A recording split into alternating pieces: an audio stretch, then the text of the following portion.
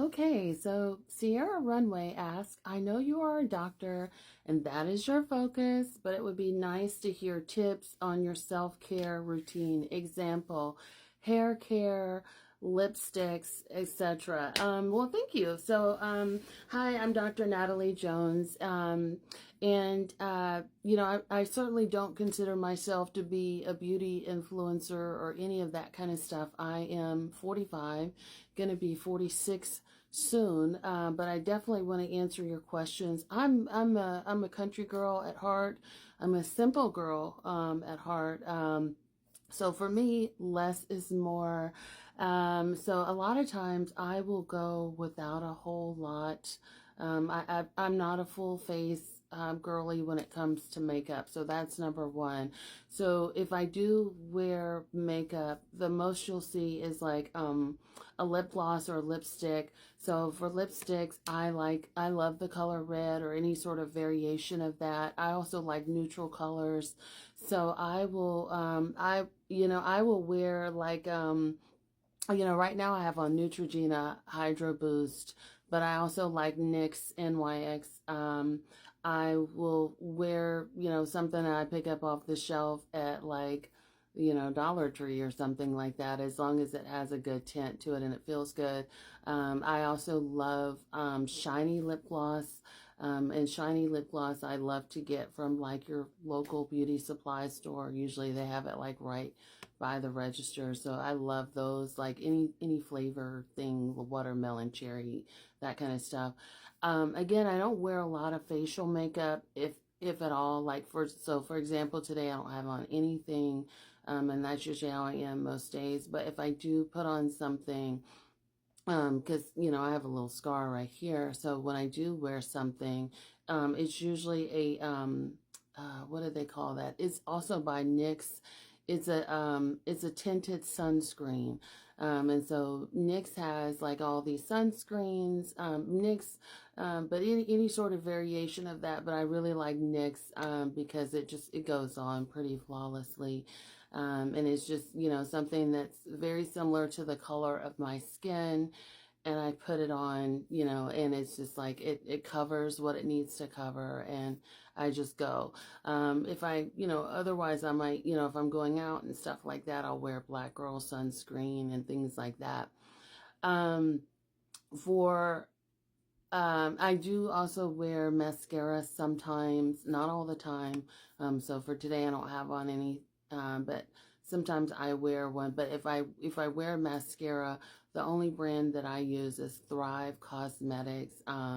It's a little pricey, but it's for a good cause, and I think they donate portions of the sales to a good cause. And if I'm not mistaken, if my memory serves me correctly, it's woman owned. And so I'll just wear a black or brown shade of mascara. The one thing that I am really trying to do, excuse me, and then you asked about my hair. So for my hair, I usually try to get a silk press once a week. It doesn't always happen like that, just because of work obligations and things like that. But I usually try to go once a week and get a nice little silk press, and I stay on top of my trims and everything like that. Again, it doesn't always work out like that. It used to be, before I lived where I live now, I could go for a little while without a silk press, but it gets so hot here. Plus I'm, what do they call that? Perimenopausal. So I sweat a lot. And so, you guys have seen some videos of my hair when I sweat. And so it gets kind of crazy. So I try to stay on top of that so I can look presentable. My stylist, he uses Mazzani hair care line when he does the silk press. But I've also been to other stylists, and I really like Kimball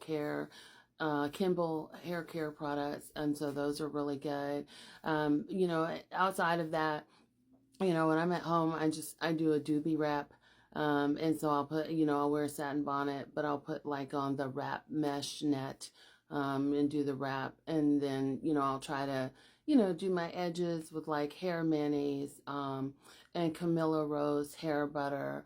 I'll use that. But I also really like using like emu oil.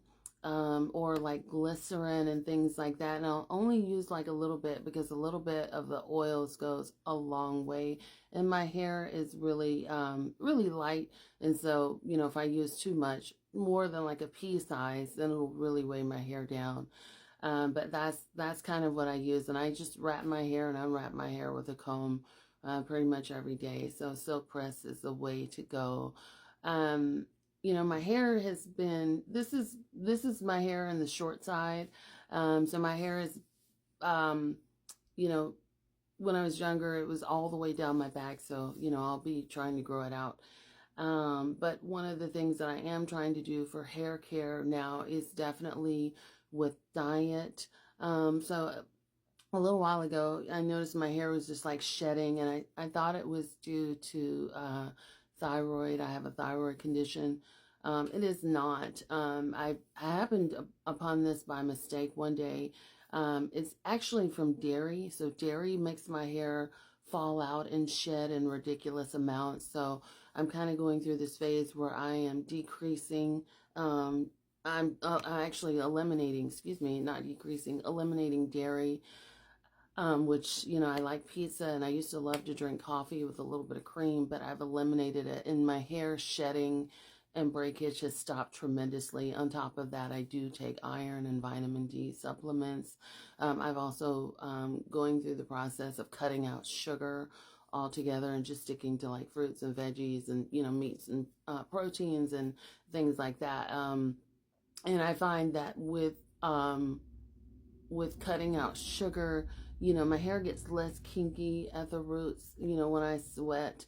And so there's less of the kinkiness. But, you know, so cutting out dairy and the sugar is really been a big help for my hair. And, you know, my hair is definitely growing back around like right here at the temples, you know, so that's been very helpful. In terms of, you know, and then I also try to, you know, I try to, go get a massage. You know, I usually get lymphatic drainage and TMJ because I talk a lot. So those are really helpful. And I usually see my massage therapist maybe once or twice a month now. You know, on really bad months where I work a lot, I might see her once or twice a week.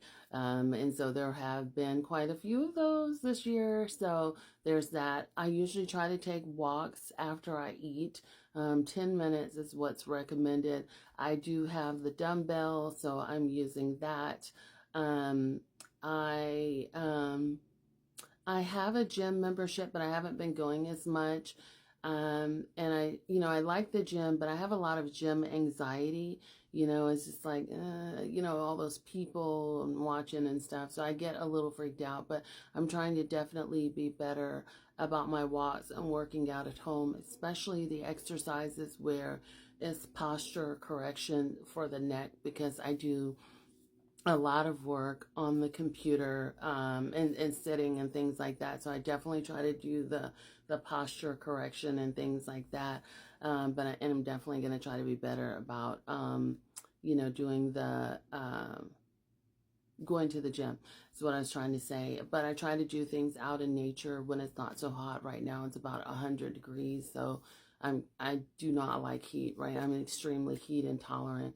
But, you know, I try to incorporate different avenues of like walking and stuff. So things, activities around water and things like that. So I hope that helps. Also, too, did I mention the red light mask, face mask is also something, you know, I try to get into whenever I go see my masseuse. She does one of those to try to correct the scar, which it is fading a little bit, but yeah, that's the best thing. But I would say diet is probably the biggest thing, especially as you get older, like myself. Hope that helps. Thanks for asking.